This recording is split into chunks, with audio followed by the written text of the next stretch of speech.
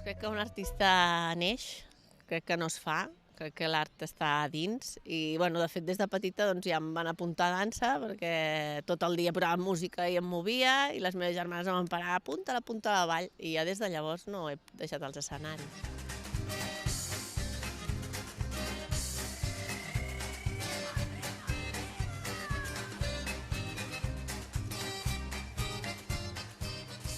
Doncs des de petita que ja estava jo fent pastorets, amb la qual cosa feia tots els papers i el tema teatre i música sempre m'ha agradat. Després vaig aprendre dansa, amb tema dansa clàssica, jazz, claqué, flamenc, o sigui, tots els mil milions de registres que té la dansa, i vaig començar així, acompanyada de la dansa i del teatre.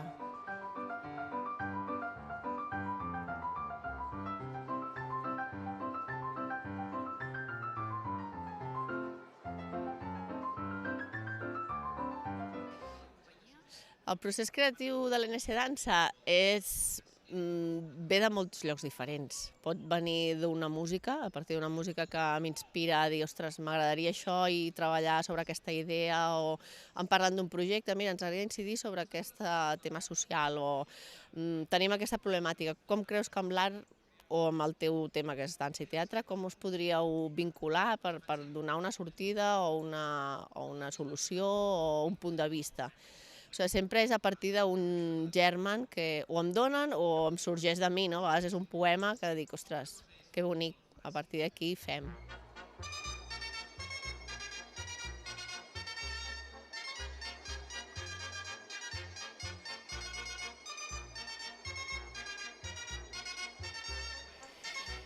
La veritat és que no. He buscat sempre amb mi els recursos, el que sí que evidentment has tingut professors, has vist vídeos, has vist muntatges. Per exemple, a mi m'encanta el tema de l'estètica al Cirque du Soleil, o m'encanta el tema de companyies europees, del que són més de dansa, Netherlands, i sempre busques com solucionar aquest problema o com donar aquesta estètica a aquest creador ja que estava abans que jo. I a vegades busques com ho soluciona ell, però a partir d'allà sempre vas a parar a lo teu.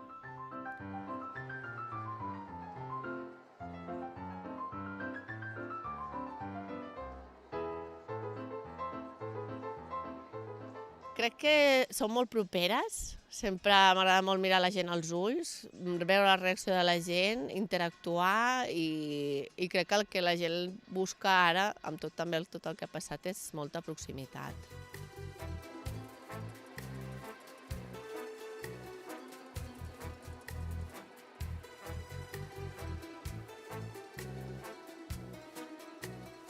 Tot. Tot, aixecar-se cada dia i saber que tens feina i que pots anar a fer el que t'omple, el que t'agrada i que a part omple la resta.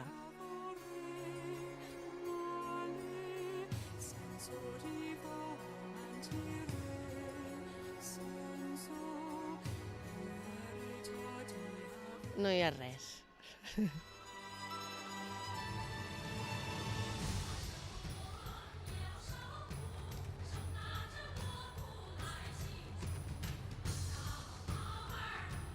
És una pregunta llarga, aquesta té intríngulis. Crec que s'ha de conèixer primer molt bé el territori amb les entitats locals, des de les escoles de primària, les escoles d'anglès, escoles de música, o sigui, el que és la part infància, conèixer molt bé el teixit i engranar-lo, perquè a vegades s'organitza algun acte i no ha vingut prou gent. Bueno, heu fet, per exemple, una xocolatada abans perquè vinguessin la canalla, o que les noies de segon d'ESO recitessin tal poema per tal cosa abans de l'acte, o després heu fet que les dones de l'associació, per exemple, fessin aquella activitat.